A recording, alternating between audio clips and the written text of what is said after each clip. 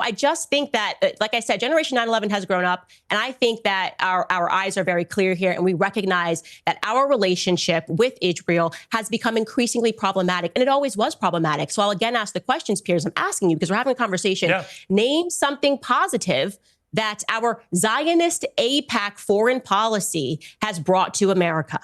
Well, I think the positive side of, if you want an answer about that, is that America has been Israel's steadfast ally because it recognizes as a country that Israel has been under an almost unique, multifaceted threat on its border for a very long time from people that want to destroy it.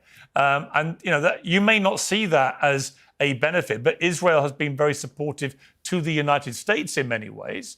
Right. So why shouldn't America? I just want something concrete that has been benefit. Like we got better in America in this way.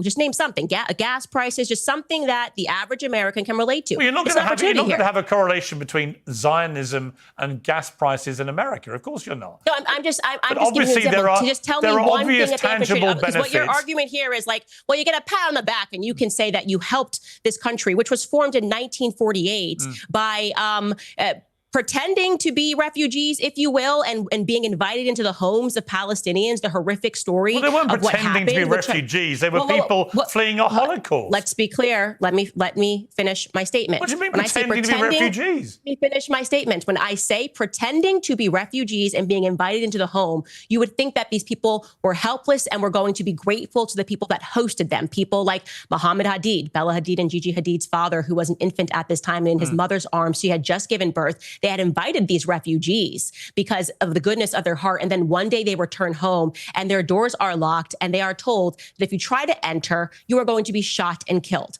That is the reality of how Israel was established as a state. Okay, that is not a stain that you can wipe from history. Most Americans growing up actually believe what happened was that, okay, it was a little messy. That's what happens after wars. Borders get changed. But at the very least, they were given money. I mean, you've lived here for hundreds of years. Here's money for your property. No, that's not what happened. They were forced out of their homes at gunpoint. Listen, and it's wrong. So we get to be the nation pat on the back. According to you, the thing that America gets. Let me finish. I'm going to let you finish. It's your show.